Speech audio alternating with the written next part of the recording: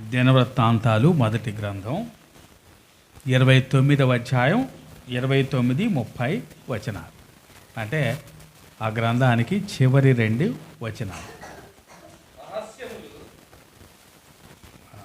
మొదటి దినవృత్తాంతాలు 29, 30. రాజైన దావీదునకు జరిగిన వాటన్నిటిని గూర్చి, అతని రాజరికమంతటిని గూర్చి, పరాక్రమను గూర్చి, అతనికిని ఇశ్రాయేలులకును దేశముల రాజ్యములన్నిటికిని వచ్చిన కాలములను గూర్చి దీర్ఘదర్శి సమూయేలు మాటలను బట్టి, ప్రవక్తయగు నాతాను మాటలను బట్టి, దీర్ఘదర్శి గాదు మాటలను బట్టి రాయబడి ఉన్నది. దినవృత్తాంతాల మొదటి గ్రంథం ఒక పేరుతో ప్రారంభమవుతుంది. చూడండి, ఆ పేరేంట? మొదటి అధ్యాయం మొదటి వచనం. ఆదాము కదా, ఆదాముతో ప్రారంభమవుతుంది దినవృత్తాంతాల మొదటి గ్రంథం. చివరిలో మనం చదువుకున్న ఈ 2 వచనాలు ఎవరి గురించి చెప్పబడింది? దావీదు గురించి చెప్పబడింది. కాబట్టి ఈ గ్రంథం ఒక రీతిగా ఆదాముతో మొదలుకొని దావీదుతో ముగించబడింది. ప్రాముఖ్యంగా దావీదు జీవితాన్ని ప్రభావితం చేసిన 3 వ్యక్తుల పేర్లు ఆ చిట్ట చివరి వచనంలో ప్రస్తావించబడ్డాయి. ఎవరు చెప్పండి ఆ పేర్లు ఏంటి? 1 సమూయేలు, 2 నాతాను, 3 గాదు. ఒక రీతిగా ఈ గ్రంథం కూడా దేని నుంచి రాశారట? వారి మాటలను బట్టి రాయబడి ఉన్నది అంటున్నాడు. అంటే ఇదిగో సమూయేలు, అలాగే నాతాను, అలాగే గాదు, వారు దినవృత్తాంతాలు అంటే మన భాషలో చెప్పండి, ఏ రోజు జరిగిన పనులు ఆ రోజు, డైరీ కదా. వాళ్ళు డైరీలు రాసుకున్నారు. ఆ డైరీలన్నీ కూడా ఎజ్రానే కదా, ఈ గ్రంథం ఎజ్రా చేత రాయబడింది అని నమ్ముతారు. ఎజ్రా అవన్నీ తీసుకొని కంపైల్ చేసి ఓ గ్రంథంగా తయారు చేశాడనమాట. కాబట్టి ఈ గ్రంథం అంతా కూడా ఈ 3 వ్యక్తుల యొక్క డైరీ అన్నమాట. దాంట్లో వాళ్ళు ఎక్కువగా ఎవరి గురించి రాస్తారు? వాళ్ళ 3 ఎవరిని ప్రభావితం చేయటానికి ఉన్నారు? వాళ్ళు దావీదునే కదా. కాబట్టి 3 కూడా దావీదు గురించే రాశారు. ఆ సంగతులు మనకు దీంట్లో రాయబడ్డాయి. దావీదు జీవితాన్ని 3 ప్రవక్తలు ప్రభావితం చేశారు. దేవుడు మన జీవితాలకు కూడా ప్రభావితం చేసే కొందరు వ్యక్తుల్ని ఉంచుతాడు కదా. 3 ప్రవక్తలు ఏం చేస్తారో ఆమోసు గ్రంథం 3వ అధ్యాయం 7వ వచనం చెప్తుంది. చూద్దాం, చూడండి. ఆమోసు గ్రంథం 3వ అధ్యాయం 7వ వచనం. తన సేవకులైన ప్రవక్తలకు తాను సంకల్పించిన దానిని బయలుపరచకుండా ప్రభువైన యెహోవా ఏమీ చేయడు. ఏమంటున్నాడు అక్కడ? తన సేవకులైన ప్రవక్తలకు తాను సంకల్పించిన దాన్ని బయలుపరచకుండా ప్రభువైన యెహోవా ఏమీ చేయడు. వచ్చిందా? ఆమోసు గ్రంథం 3వ అధ్యాయం 7వ వచనం. ఏం తెలియజేస్తాడట ప్రవక్తలకి ఆయన సంకల్పం తెలియజేస్తాడట. ఆ సంగతులు ప్రవక్తలు మనుషులకి తెలియజేస్తారన్నమాట. కాబట్టి దావీదు జీవితంలో దేవుని యొక్క ఉద్దేశాలు ఏంటో ఎవరి ద్వారా చెప్పబడ్డాయి? ఈ 3 ప్రవక్తల ద్వారా చెప్పబడ్డాయి. కాబట్టి ఆ 3 యొక్క ఇన్ఫ్లుయెన్స్ మనం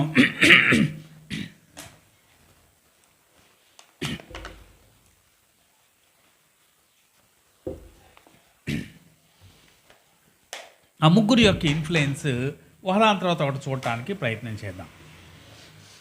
మొదటిది సమూయేలు. సమూయేలు అనగానే మీకేం గుర్తొస్తుంది చెప్పండి? సమూయేలుకి దావీదుకున్న లింక్ ఏంటి? సమూయేలు దావీదును మొట్టమొదట రాజుగా అభిషేకించాడు. ఏ అధ్యాయంలో కనిపిస్తుంది మనకు అది? మొదటి సమూయేలు 16వ అధ్యాయంలో కనిపిస్తుంది కదా. 16వ అధ్యాయంలో సమూయేలు దావీదుని అభిషేకిస్తాడు. 17వ అధ్యాయంలో దావీదు గొల్యాతుతో యుద్ధం చేస్తాడు. కాబట్టి సమూయేలు దావీదును నియమించినవాడు సమూయేలు. ఒక రీతిగా సమూయేలు నియమించలేదు, కానీ ఎవరు నియమించమని చెప్పింది సమూయేలుకి? దేవుడు చెప్పాడు కదా. దేవుడు ఆ యెష్షయి ఇంటికి పంపించాడు. బెత్లెహేములో ఉన్న యెష్షయి ఇంటికి వెళ్ళాడు. అక్కడ ఒక్కొక్క యెష్షయి ఒక్కొక్క కుమారులు ఒక్కొక్కరిని పరిచయం చేస్తున్నాడు వాళ్ళ నాన్నగారు. మొదటోడు వచ్చాడు. మొదటోడు రాగానే వీడు చాలా బాగున్నాడు, వీడి పర్సనాలిటీ వీడే అయి ఉంటాడు అనుకున్నాడు సమూయేలు. దేవుడు అన్నాడు, కాదయ్యా, నేను పై రూపాన్ని లక్ష్య పెట్టను అని వరుసగా ఒకరి తర్వాత ఒకరు అందరిని నిలబెట్టినా దేవుడు ఎవ్వరికి ఓకే అని చెప్పలేదు కదా. చివరికి కడసారి పుట్టినవాడు ఎక్కడో గొర్రెల మధ్య ఉన్నాడట. అతన్ని తీసుకొస్తే అప్పుడు దేవుడు అన్నాడు, ఇదిగో నీ కొమ్ముతో తైలాన్ని అతని తల మీద పోసి అభిషేకించు అన్నాడు.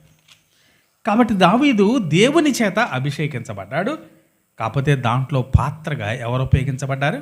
సమూయేలు ఉపయోగించబడ్డాడు. అపోస్తలుడైన పౌలు కూడా తాను ఎలాగ నియమించబడ్డాడో చెప్తాడు. చూడండి. గలతీయులకు రాసిన పత్రిక 1వ అధ్యాయం చూద్దాం. గలతీయులకు రాసిన పత్రిక 1వ అధ్యాయం 1వ వచనం. మనుష్యుల మూలముగానైనను ఏ మనుష్యుని వలనైనను కాక యేసుక్రీస్తు వలనను ఆయన మృతుల్లో నుండి లేపిన తండ్రి అయిన దేవుని వలనను అపోస్తలుడుగా నియమింపబడిన పౌలను నేను. ఎంత చక్కగా చెప్తున్నాడు కదా. ఎవరట ఆయన నియమించింది? మనుష్యుల మూలంగా కాదు, ఏ మనుష్యుని వలన కూడా కాదు, యేసుక్రీస్తు వలనను ఆయనను మృతుల్లో నుండి లేపిన తండ్రి అయిన దేవుని వలనను అపోస్తలుడుగా నియమింపబడ్డాను అంటున్నాడు. అయితే మనుష్యులు కూడా ఆయన్ని దేవుని పనికి అప్పగించారు కదా. నియమించబడింది దేవుడు కానీ, నియమించింది దేవుడు కానీ. మనకు అపోస్తల కార్యాలు 13వ అధ్యాయం తెలుసు కదా. చూడండి. అపోస్తల కార్యాలు 13వ అధ్యాయం 2వ వచనం చూద్దాం. అంతియోకే సంఘంలో 13వ అధ్యాయం 2వ వచనం చూద్దాం. వారు ప్రభువును సేవించుచు ఉపవాసము చేయుచుండగా పరిశుద్ధాత్మ నేను బర్నబాను సౌలును పిలిచిన పని కొరకు వారిని నాకు ప్రత్యేకపరచుడని వారితో చెప్పాను. పరిశుద్ధాత్మ అక్కడ ఉన్నటువంటి అంత్యోకయ సంఘంలో ఉన్నటువంటి బాధ్యత గల సహోదరుతో ఇలా అంటున్నాట, నేను బర్నబాని సౌలుని పిలిచాను, ఆ పిలిచిన పని కొరకు వారిని ప్రత్యేకపరచుడి అనగానే వారు అంతటా వారు ఉపవాసం ఉండి ప్రార్థన చేసి వారి మీద చేతులించి వారిని పంపారు. కాబట్టి దావీదు అభిషేకించబడిన, పౌలు ప్రత్యేకించబడిన ఎవరి యొక్క నియామకం? అది దేవుని యొక్క నియామకమే. దేవుని యొక్క నియామకమే, కానీ దేవుడు ఒకరి ద్వారా జరిగిస్తాడు. దావీదుకి ఎవరి ద్వారా జరిగించాడు? సమూయేలు ద్వారా జరిగించాడు. నిజానికి సమూయేలు దావీదు నియమించినప్పుడు ఏముంది? ఏమైనా తీసుకొచ్చి కిరీటం పెట్టాడా? లేకపోతే ఏమైనా సింహాసనం మీద కూర్చోబెట్టాడా? ఏమైనా రాజవస్త్రం ఏమన్నా ఇచ్చాడా? అది చూడటానికి అసలు ఏమి హోప్ లేదు కదా. ఆయన ఏదో తైలం పోసాడు, కానీ ఎక్కడుంది దావీదుకి రాజ్యం ఆయన పోసినప్పుడు? నిజానికి అక్కడున్న వాళ్ళు నమ్మటానికి అసలు ఏమాత్రం ఎలాంటి ఆధారం కూడా లేదు. కానీ సమూయేలు దేవుడు భవిష్యత్తులో ఆయన ఏం చేయబోతున్నాడో ఎరిగాడు కదా. పిల్లలు స్కూల్లో ఉండగా కొంతమంది పిల్లలు చాలా బ్రైట్గా ఉంటారు కదా. అలాంటప్పుడు టీచర్ అంటారు, వీడు పెద్ద అయితే మాత్రం చాలా గొప్పడు అవుతాడు కదా, మంచి డాక్టర్ అవుతాడు, లేకపోతే మంచి సైంటిస్ట్ అవుతాడు, లేకపోతే మంచి ఐఏఎస్ ఆఫీసర్ అవుతాడు అని చెప్తాడు ఏ టీచర్ అయినా. ఎక్కడన్నా ఎవిడెన్స్ ఉందా వాడు డాక్టర్ అవుతాడని, ఐఏఎస్ అవుతాడని ఏమైనా ఉందా? కానీ ముందుగా చూడగలిగాడు ఆ టీచర్ కదా. ఒక రీతిగా సమూయేలు కూడా అంతే. నిజానికి దావీదు అభిషేకించబడినా కూడా వెంటనే సింహాసనం మీద కూర్చోలేదు. సింహాసనం మీద కూర్చోవడానికి చాలా రోజులు పట్టింది కదా. ఈ లోపల ఎన్నో ఇబ్బందులు పడాల్సి వచ్చింది. మెట్టుకు నియామకం మాత్రం ఎప్పుడు జరిగింది? 16వ అధ్యాయంలో సమూయేలు ద్వారా జరిగింది. మంచిది. రెండవ దీర్ఘదర్శి లేకపోతే రెండవ ప్రవక్త ఆయన గాదు. మొదటివాడు సమూయేలు నియమించిన ప్రవక్త కదా. మరి ఈయన ఏం చేశాడో చూద్దాం. గాదు ఏం చేశాడో చూద్దాం. గాదు సమూయేలుని తన జీవితంలో ప్రతి అడుగులో నడిపించాడు. ఒక మాట చూద్దాం, చూడండి. మొదటి సమూయేలు 22వ అధ్యాయం 5వ వచనం. మొదటి సమూయేలు 22వ అధ్యాయం 5వ వచనం. ఇక్కడున్న సందర్భం మనకు తెలుసు. సౌలు దావీదుని వెంటాడుతున్నాడు. అందుకని దావీదు ఏం చేశాడంటే ఊరు వదిలిపెట్టి ఎక్కడికి వెళ్ళాడు? అడవుల్లోకి వెళ్ళిపోయాడు. అడవుల్లోకి ఇక్కడి నుంచి అక్కడికి తిరుగుతూ ఉన్నాడు సౌలు నుంచి తప్పించుకోవటానికి. 22వ అధ్యాయంలో చూస్తే దావీదు అదుల్లాము గుహలోనికి వెళ్ళాడు. ఆ తర్వాత కొందరు వ్యక్తులు ఆయనతో కూడా కలిశారు. తర్వాత అక్కడి నుండి 3వ వచనం కూడా చూస్తే మొదటి సమూయేలు 22:3 మోయాబుకు వెళ్ళాడట. మోయాబులో తన తల్లిదండ్రుల నుంచి అక్కడ సమీపంలో ఉన్న అడవుల్లో ఉన్నాడు, తలదాచుకున్నాడు దావీదు. ఇప్పుడు 5వ వచనం చూద్దాం, చూడండి. 5వ వచనం. మరియు ప్రవక్త యొక్క గాదు వచ్చి కొండల్లో ఉండక యూదా దేశమునకు పారిపోమ్మని దావీదుతో చెప్పినందున. ఎవరు చెప్పారంట? గాదు చెప్పారట. నువ్వు ఇక్కడ ఉండొద్దు, మరో చోటికి వెళ్ళు అన్నాడు. నువ్వు మోయాబు సమీపంలో ఉండొద్దు, నువ్వు యూదా దేశానికి వెళ్ళు అని చెప్పాడు. కాబట్టి సమూయేలు నియమించాడు, ఈయనేం చేస్తున్నాడు? నడిపిస్తున్నాడు కదా. అలాగే మరో సందర్భంలో కూడా 2వ సమూయేలు 24వ అధ్యాయం 18వ వచనం చూద్దాం. 2వ సమూయేలు 24వ అధ్యాయం 18వ వచనం.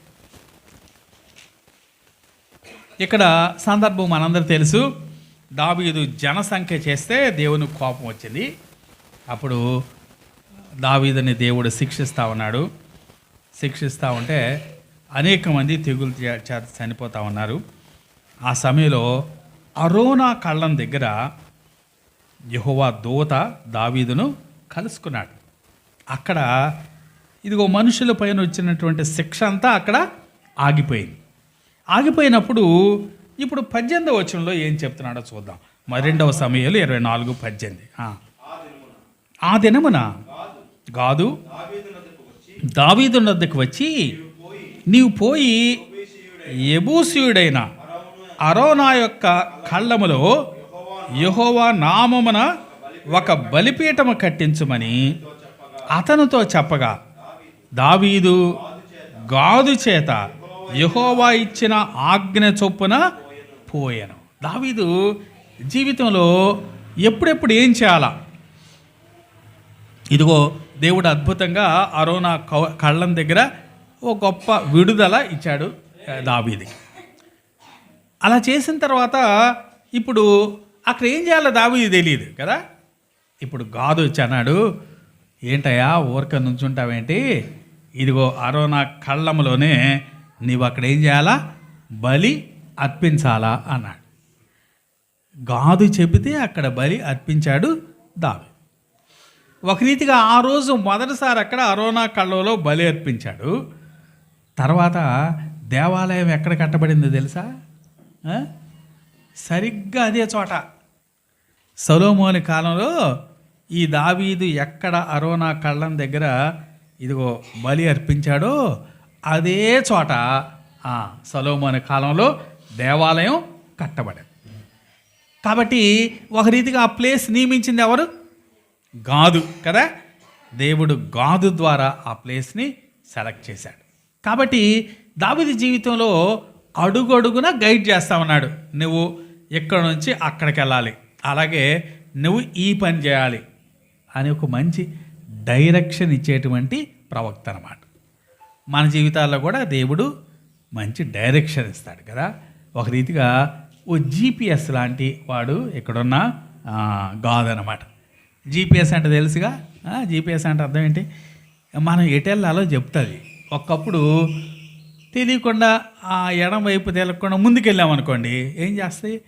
మళ్ళీ రీరూటింగ్ చేస్తాయి. మళ్ళీ రీరూటింగ్ చేసి ఇదిగో నువ్వు ఇదిగో ఇంకాస్త దూరం వెళ్ళిన తర్వాత మళ్ళీ లెఫ్ట్ తిరుగు, మళ్ళీ ఇటు రా అని ఎలాగోలా మనల్ని రైట్ డైరెక్షన్లో పెట్టడానికి ప్రయత్నం చేస్తారు. నిజంగా ఇవి లేనప్పుడు మరి అసలు మనుషులు ఎలా వెళ్ళారో మనకి తెలియదు. నేను తాడేపల్లిగూడు మీటింగ్స్కి వెళ్తూ ఉంటే అంతకుముందు 2-3 సార్లు వెళ్ళాను, కానీ గుర్తుండవు కదా. అక్కడ ఆ సంఘ పెద్దకు ఫోన్ చేస్తే అన్న నేను లొకేషన్ పంపమంటే అని అన్నాడు. అన్న నేను బయట ఉన్నాను, ఇదిగో మీరు ఆ తిన్నగా అక్కడ ఫ్లైఓవర్ దాకా రండి, అక్కడ నుంచి లెఫ్ట్ తీసుకోండి, అక్కడ ఇమీడియట్గా రైట్ తీసుకోండి, రైట్ నుంచి అది ముందుకు వెళ్ళిపోండి అక్కడే అన్న. ఆయన లెఫ్ట్ అన్నాడు, రైట్ అన్నాడు, ఏదన్నాడు నాకైతే ఏమీ అర్థం కాలేదు. కాబట్టి దేవునికి అని అన్నాడు. చివరి దాకా వెళ్ళి అక్కడ మీకు అర్థం కాకపోతే నాకు ఫోన్ చేయండి అన్నాడు. అసలు అక్కడికి వెళ్ళి అర్థమయ్యేది ఏంటి, ఇక్కడే అర్థం కాల నాకు. ఇలాగా మరొక ఆయన చెప్పాడు, ఆయన లొకేషన్ పంపించాడు. చాలా కూల్గా వెళ్ళిపోయాను కదా. ఆ తర్వాత మళ్ళీ ఆయన అన్న వెళ్ళారా అంటే ఎప్పుడో వచ్చేసానయ్యా అని చెప్పాను. కాబట్టి ఈ దినాల్లో ఓ జీపీఎస్ ఎలా మనం నడిపిస్తుందో దేవుడు ప్రవక్త ద్వారా దావీదు జీవితాన్ని అలాగూ నడిపించాడు. ఒక ఆయన నియమించాడు, మరొక ఆయన నడిపించాడు. ఇప్పుడు మూడో ఆయన నాతాను. ఈయన గురించి కొద్దిగా ఎక్కువగా మనం చూద్దాం. ఈయనేం చేశాడు చెప్పండి? సరిదిద్దాడు. Very good. కాబట్టి ఒక ఆయన నియమించినోడు, ఒక ఆయన నడిపించినోడు, ఇంకొక ఆయన సరిదిద్దినవాడు. నాతాను ఎప్పుడు సరిదిద్దాడో మనందరికీ తెలుసు కదా. ఆ సంగతులు మనం 3 ప్రదేశాల్లో నాతాను మనకు కనిపిస్తాడు. ఆ 3 విషయాలు మనం ఒకదాని తర్వాత ఒకటి చూద్దాం. చూడండి, 2వ సమూయేలు 7వ అధ్యాయం. 2వ సమూయేలు 7వ అధ్యాయం. దీంట్లో జరిగిన సంగతి ఏంటంటే, దావీదు దేవాలయం కట్టాలి అనుకున్నాడు. దావీదు దేవాలయాన్ని కట్టాలి అనుకుంటే చదవసలు వెళ్ళండి, తర్వాత చూద్దాం. మొత్తానికి 2వ సమూయేలు 7వ అధ్యాయంలో జరిగిన సంగతి ఏంటంటే, దావీదు దేవునికి ఒక దేవాలయం కట్టాలి అనుకున్నాడు. కట్టాలి అనుకుని ప్రయత్నం చేస్తూ ఉంటే దేవుడు మధ్యలో నాతానును పంపించాడు. నువ్వు కట్టడానికి వీల్లేదు అన్నాడు. అంటే కట్టకుండా ఏం చేశాడు? ఆపేశాడు నాతాను. కాబట్టి ఏ విషయంలో, ఏ విషయం ఇది? దేవాలయం కట్టడం కదా. దేవాలయం కట్టడం అంటే ఎలాంటి పని? అది దేవుని సంబంధమైన పని. అంటే దైవికమైన విషయాల్లో నడిపించాడు ఈ భాగంలో. అలాగే 2వ సమూయేలు 12వ అధ్యాయం, అది మనకు బాగా తెలుసు కదా. తర్వాత తిప్పుదాంలే, మీరు చెప్పండి ఒకసారి. 2వ సమూయేలు 12వ అధ్యాయం, అక్కడేం జరిగింది చెప్పండి. 11వ అధ్యాయంలో పాపం చేశాడు. 12వ అధ్యాయంలో ఏం చేశాడు? నాతాను వెళ్ళి తన పాపాన్ని ఎత్తి చూపాడు కదా. ఇక్కడేం చెప్పండి? ఇందాకేమో దేవునికి సంబంధించింది, ఇది దావీదు యొక్క వ్యక్తిగతమైన విషయం కదా, పర్సనల్ ప్రాబ్లం. కాబట్టి పర్సనల్ ప్రాబ్లం విషయంలో కూడా సరిదిద్దాడు నాతాను. 3వదిగా 1 రాజుల గ్రంథం 1వ అధ్యాయంలో ఇక దావీదు వృద్ధుడైపోయాడు. వృద్ధుడైపోయిన తర్వాత ఇప్పుడు ఇక చాలా అసక్తుడైపోయాడు. ఆ సమయంలో అదోనియా అనేవాడు ఒకడు అడ్వాంటేజ్ తీసుకుని తానే రాజుని అని ప్రకటించుకున్నాడు. అప్పుడు నాతాను వెళ్ళి బత్షెబాను పిలిపించి, ఏంటమ్మా ఇదిగో ఆయన పరిపాలిస్తున్నాడు, నీ కొడుకు సంగతి ఏంటి అని బత్షెబాని ప్రేరేపించి బత్షెబా ద్వారా అక్కడ దావీదు దగ్గర పంపించి సొలొమోను రాజు అయ్యేటట్టుగా చేశాడు. ఇదేం సంబంధమైంది? రాజ్య సంబంధమైంది. మొదటిదేమో దేవుని సంబంధమైంది, 2వది వ్యక్తిగతమైంది, 3వది రాజ్య సంబంధం. ఫస్ట్దేమో దేవునికి దేవాలయం కట్టడం, 2వది దావీదు తన వ్యక్తిగత జీవితంలో సరి చేసుకోవటం, 3వది ఇదిగో ఇశ్రాయేలు రాజ్యానికి సంబంధించిన విషయం. 3 విషయాల్లో ఇక్కడ నాతాను ఇన్ఫ్లుయెన్స్ చేసినట్టుగా మనకు కనిపిస్తాం. ఇప్పుడు ఆ 3 సంగతులు మనం ఒకదానితో చూద్దాం. చూడండి, మొదటి దినవృత్తాంతాలు ఇందాక 2వ సమూయేలు 7 అనుకున్నాం కదా, అదే భాగం మనకి దినవృత్తాంతాలు కూడా కనిపిస్తుంది. ఒకసారి మొదటి దినవృత్తాంతాలు 17వ అధ్యాయం 4వ వచనం చదువుదాం. చూడండి, మొదటి దినవృత్తాంతాలు 17వ అధ్యాయం 4వ వచనం. నీవు పోయి నా సేవకుడైన దావీదుతో ఇట్లనము, యెహోవా సెలవిచ్చినది ఏమనగా, నా నివాసమునకై ఒక ఆలయము కట్టించుట నీ చేత కాదు. చాలు. దేవుడు నాతాన్ని పంపించి దావీదుకి ఏం చెప్పమన్నాడు తెలుసా? ఆలయం కట్టించడం నీ చేత కాదు అన్నాడు. నిజానికి దావీదు దేవునికి ఆలయం కట్టించాలి. మీరు ఆ 2వ సమూయేలు 7వ అధ్యాయం వివరంగా చదివితే మీకు అర్థమవుతుంది. దావీదు అనుకున్నాడు, నేనేమో మంచి రాజనగర్లో ఉంటున్నాను, మంచి రాజప్రాసాదంలో నేను జీవిస్తున్నాను, కానీ యెహోవా నిబంధన మందసమేమో డేరాలో ఉంది, నేను దాన్ని సహించలేకపోతున్నాను. కాబట్టి దేవునికి నాకన్నా గొప్ప మందిరం, నా ఇంటికన్నా గొప్ప మందిరం కట్టాలి అనుకున్నాడు. మంచి ఆలోచన, చెడ్డ ఆలోచన? చాలా మంచి ఆలోచన. దాంట్లో దావీదులో దురుద్దేశం ఏమైనా ఉందా? ఏమీ లేదు. చాలా గుడ్ ఇంటెన్షన్తో, చాలా ఆసక్తితో దావీదు ఆ పనిని పూనుకున్నాడు. కానీ దేవుడు నాతాన్ని పంపించి ఏమన్నాడు? నీ చేత కాదన్నాడు. అదే సమూయేలు గ్రంథంలో అయితే నువ్వు కాదు కట్టించేది అన్నాడు, అది నీ పని కాదు అన్నాడు. ఎంత డిస్కరేజింగ్గా ఉంటుందని దావీదు కదా, ఎంత మంచి ఆసక్తితో మంచి ఉద్దేశంతో పనిచేయాలనుకుంటే దేవుడు అకస్మాత్తుగా నువ్వు కాదు అన్నాడు. కాదు అంట మాత్రమే కాకుండా ఇంకేమన్నాడంటే, ఇదిగో నీవు నీ రక్తాన్ని ఒలికించావు అని కూడా అన్నాడు కదా. మరో మాట మనకి 12వ వచనం చూద్దాం. చూడండి, 17వ అధ్యాయం 12వ వచనం. అతడు నాకు ఒక మందిరము కట్టించును, అతని సింహాసనమును నేను నిత్య స్థాపన చేసేదను. అంటే ఎవరు? సొలొమోను మందిరాన్ని కట్టిస్తాడు అన్నాడు. అలాగే ఎక్కడ ఒక వచనంలో ఉంటుంది కదా, నువ్వు రక్తాన్ని ఒలికించావు కాబట్టి నీవు మందిరం కట్టడానికి యోగ్యుడు కాదు అంటాడు కదా.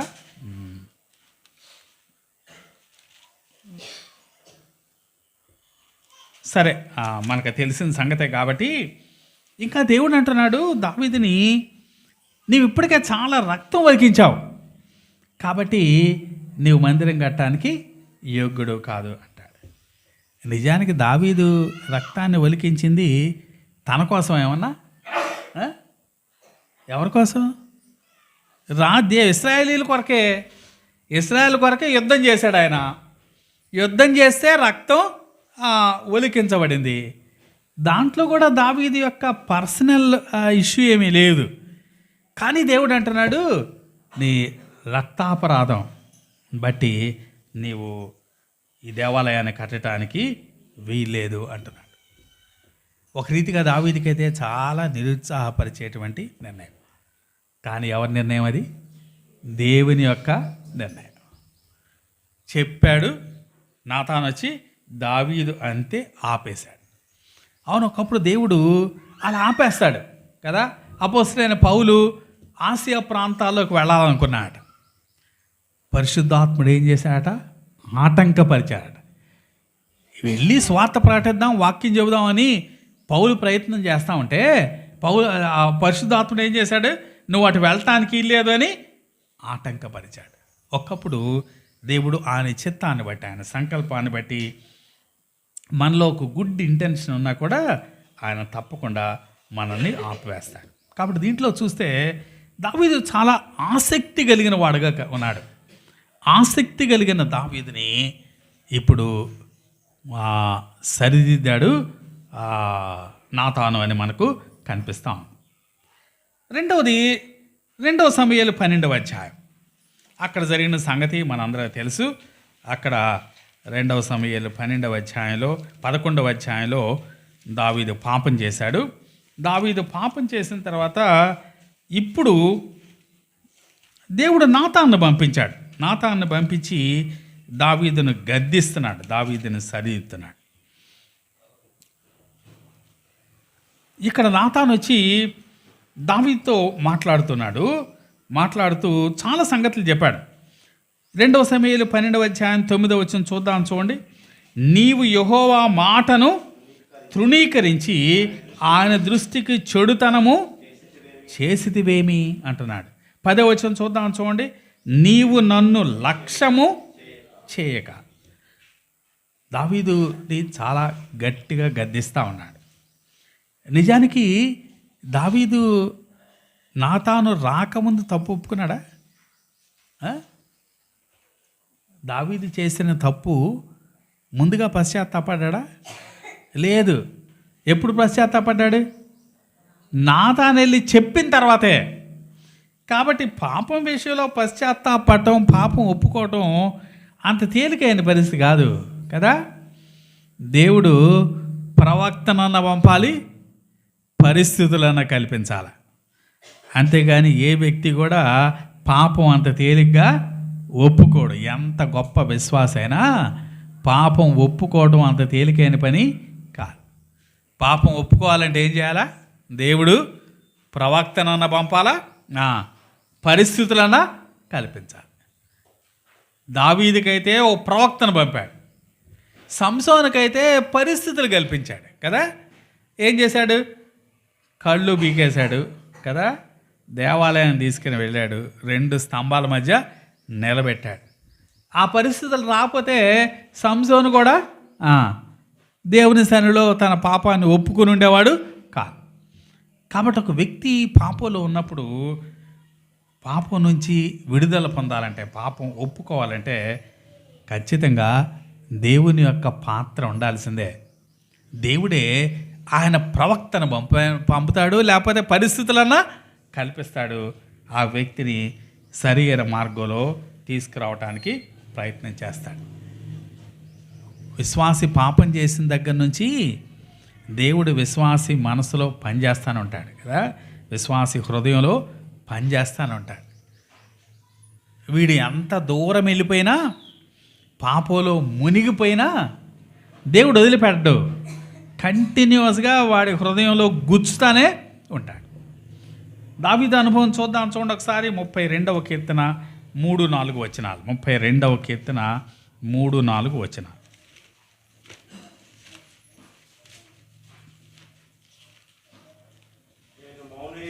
నేను మౌననై ఉండగా దినమంతయు నేను చేసిన నా ఆర్తధ్వని వలన నా ఎముకలు క్షీణించినవి.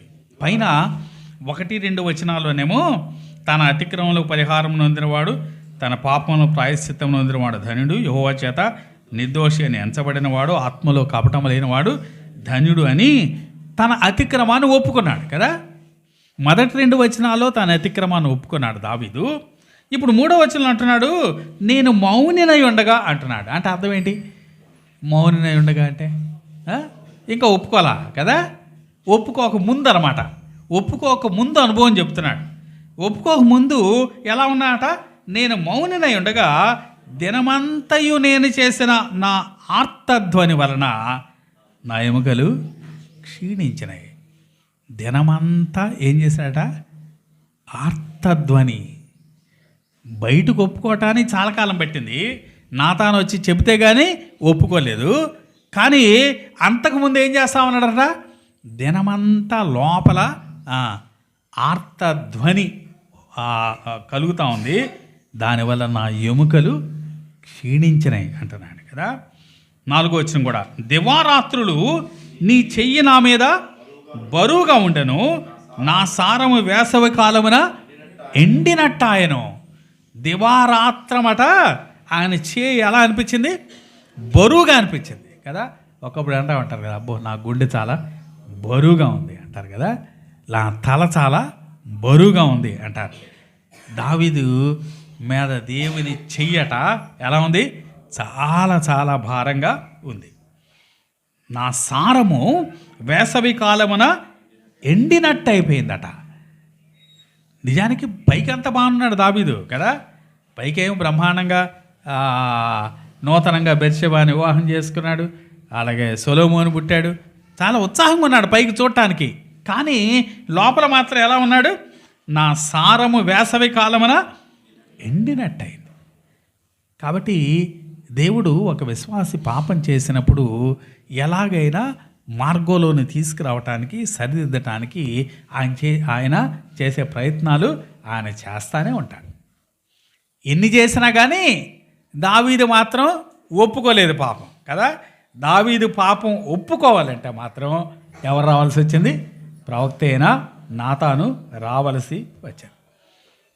కాబట్టి నాతాను తన దావీదు యొక్క వ్యక్తిగత జీవితాన్ని కూడా సరిచేసిన వాడుగా మనకి కనిపిస్తూ ఉన్నాడు.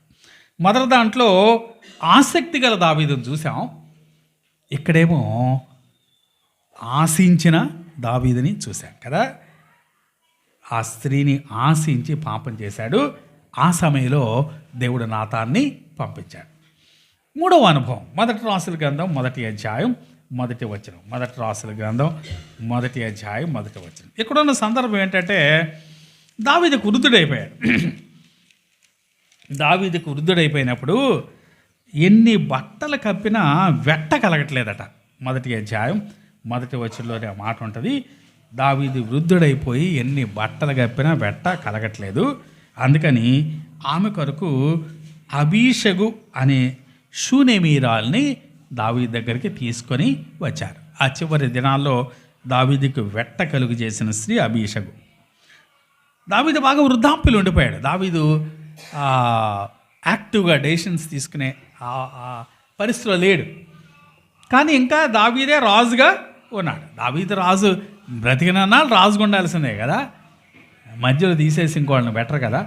ఎంత వృద్ధుడైనా కూడా దావీదు బ్రతికినన్నాళ్ళు రాజుగా ఉండాల్సింది.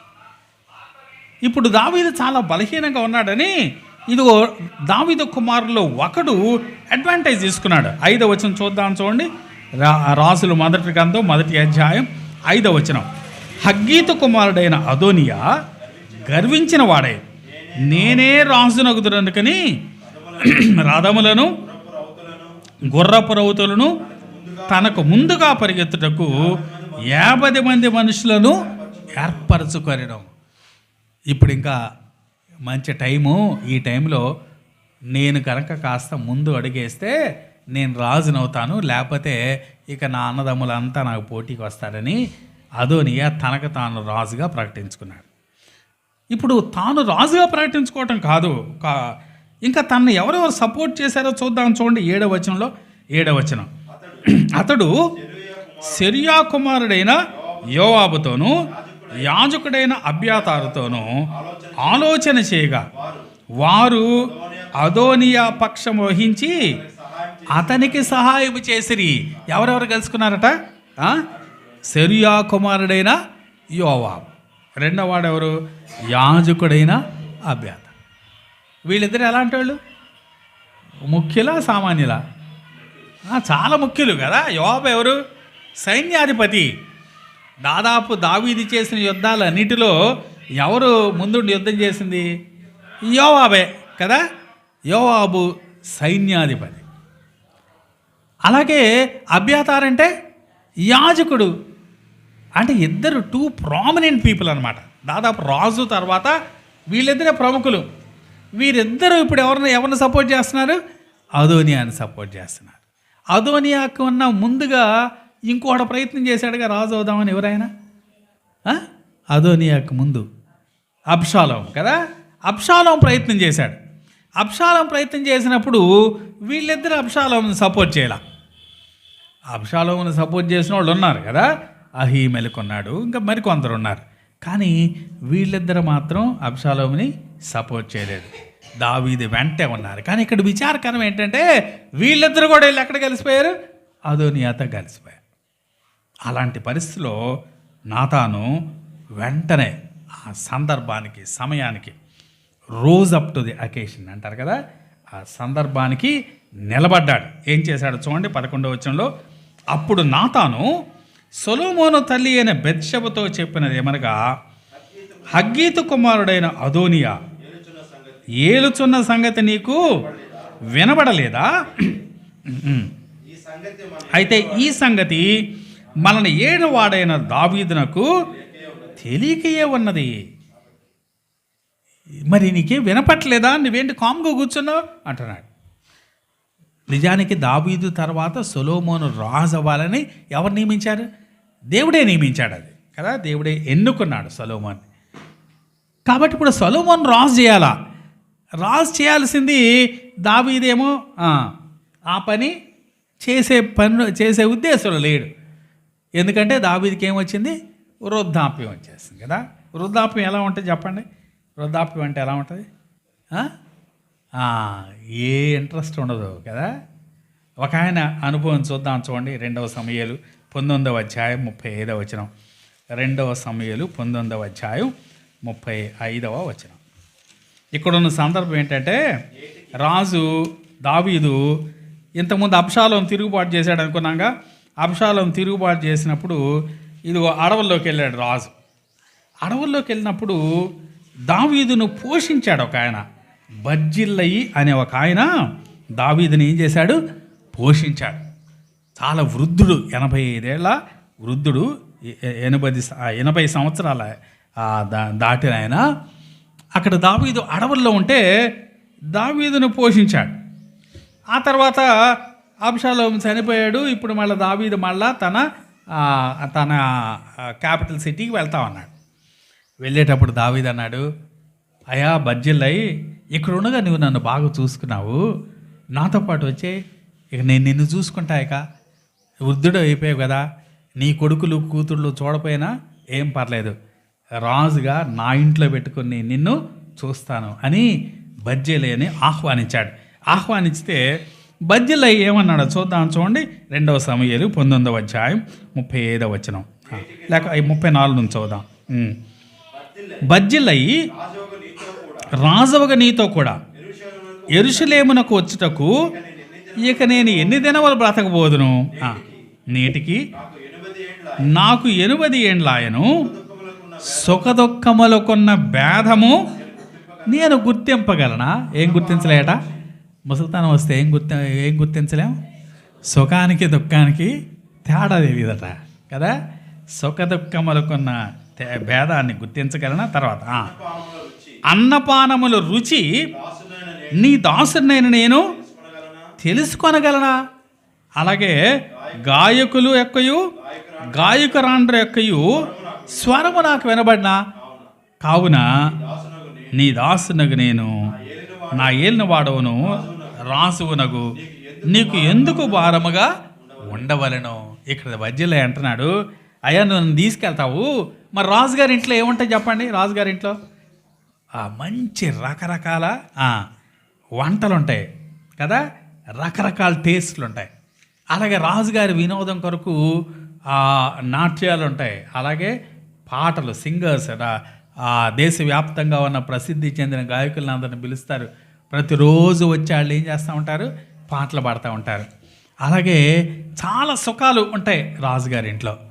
బర్జిల్లయి కనుక దావీదు వెంట వెళ్తే ఇవన్నీ అనుభవించవచ్చు కదా. ఎందుకంటే ఆయన తీసుకెళ్తున్నాడు, నేను చూసుకుంటా నిన్ను అంటున్నాడు. ఇవన్నీ అనుభవించమని బర్జిల్లయిని రమ్మంటే అంటున్నాడు, అయ్యా వస్తాను, నీ రాజప్రాసాదంలో చాలా ఉంటాయి నీ సుఖ సౌఖ్యాలన్నీ కూడా. నాకైతే ఈ వయసులో సుఖానికి దుఃఖానికి తేడా తెలీదు. అలాగే తినే అన్నంలో రుచి కూడా నాకు తేడా తెలీదు. అలాగే గాయకులకు గాయకురాండ్ర యొక్క స్వరం కూడా నాకు వినపడదు. కాబట్టి నేను రాజుగారి ఇంట్లో ఉన్న ఒకటే, ఇప్పుడు ఇక్కడ మా ఇంట్లో ఉన్న ఒకటే అంటున్నాడు. ఏదో వయసులో ఉన్నప్పుడైతే రాజుగారి ఇంట్లో ఉంటే ఆనందించవచ్చు. ఇప్పుడు నేను రాజుగారి ఇంట్లో ఉన్న ఉపయోగం ఏమీ లేదు, కాబట్టి నీకెందుకయ్యా భారం, నేను ఇక్కడే ఉంటానంటున్నాడు. వృద్ధాప్యం ఎలా ఉంటుందో బర్జిల్లయి మాటలు చూస్తే మనకు అర్థమవుతుంది. ఇదిగో ఇక్కడ దావీదు కూడా దాదాపు అదే పరిస్థితిలో ఉన్నాడు. సరైన నిర్ణయం తీసుకుని సరైన ఆలోచన చేసే పరిస్థితిలో దావీదు లేడు. ఆ సమయంలో నాతాను ఆ సందర్భానికి ఆ సమయానికి లేచి నిలబడి బత్షెబను పంపించాడు. అమ్మ, నీ కుమారుడు సంగతి ఏంటి అని వెళ్ళి నువ్వు రాజుతో మనవి చేయి, రాజు దగ్గర చెప్పు. అయ్యా, నా కుమారుడైన సొలొమోన్ రాజు అవ్వాలన్నావు కదా, కానీ మరి అదోనియా వెళ్తున్నాడు ఏంటి, నువ్వేంటి మౌనంగా ఉంటావేంటి అని నువ్వు వెళ్ళి ఆయన అడుగుతూ ఉండు. ఆయన అడిగే టైంలోనే సరిగ్గా నేను కూడా అక్కడ రాజుగారి దగ్గరికి వస్తాను. ఎంత చక్కటి స్ట్రాటజీ కదా. ముందు ఏమని వెళ్ళి అడగమన్నాడు, ఈయనేమన్నాడు, సరిగ్గా టైంకి నువ్వు ముందుగా వెళ్ళి చెప్తా ఉండు, మనిద్దరం కలిసి వెళ్ళామనుకో నేనే తీసుకొచ్చాను అనుకుంటాడు ఆయన. అందుకని నువ్వు ముందెళ్ళి ప్రజెంట్ చేయి, సరిగ్గా అదే టైంలో నేను లోపలికి వస్తాను, అప్పుడు నేను చెప్తాను, నేను కూడా చెప్తాను అన్నాడు. చక్కటి స్ట్రాటజీ ప్రకారం ముందు బెర్షెబ వెళ్ళింది, తర్వాత నాతాను కూడా వెళ్ళాడు. ఆ తర్వాత దావీదుకి ఈ సంగతులను చెప్పారు. 27వ వచనం చూద్దాం, చూడండి. మొదటి రాజులు 1:27. నా ఏలిన వాడవును రాజువను నీ తర్వాత నీ సింహాసనం మీద ఎవడు ఆసీనుడై ఉండునో అది నీ సేవకుడైన నాతో చెప్పకయిందువా? ఈ కార్యము నా ఏలిన వాడవును రాజువనకు నీవు నీ సెలవు చొప్పున జరుగుతున్నదా అని అడిగాను. ఇప్పుడు నాతాను వెళ్ళి అడిగాడు. అడగగానే ఏం చేశాడు తెలుసా? దావీదు వెంటనే సొలొమోనుని, ఇదిగో యాజకుడైన సాదోకుని, అలాగే ప్రవక్త అయిన నాతాన్ని ఇద్దరిని పిలిచి, మీరిద్దరు కూడా సొలొమోన్ని గీహోను దగ్గరకు తీసుకుని వెళ్ళి అక్కడ పట్టాభిషేకం చేయండి అన్నాడు. మరి ఆ సమయంలో నాతాన్ అలాగూ స్పందించకపోతే ఏం జరిగేది చెప్పండి? ఈలోగా అదోనియా బాగా ఎస్టాబ్లిష్ అయిపోయేవాడు. ఆ తర్వాత అతన్ని తీసేయటం కష్టం, అతని ప్లేస్లో సొలొమోను పెట్టడం కూడా కష్టం. అలాగే కొంతమందిని తన వైపు తిప్పేసుకునేవాడు అదోనియా. అప్పుడు దానివల్ల ఏమయ్యేది? ఇంకా రాజ్యం 2 ముక్కలన్నా అయి ఉండేది. అలాంటి ప్రమాదం లేకుండా సరిగ్గా సమయానికి స్పందించి, ఇదిగో నాతాను దావీదును మంచి నిర్ణయం తీసుకునేటట్లుగా నాతాను దావీదుని ఇన్ఫ్లుయెన్స్ చేసినట్టు దీంట్లో మనం చూస్తాం. నాతాను 3 సందర్భాల్లో పనిచేశాడు కదా. ఒకటేంటది, దేవాలయం కట్టబోతుంటే ఆపాడు. రెండోసారి పాపం చేస్తే గద్దించాడు.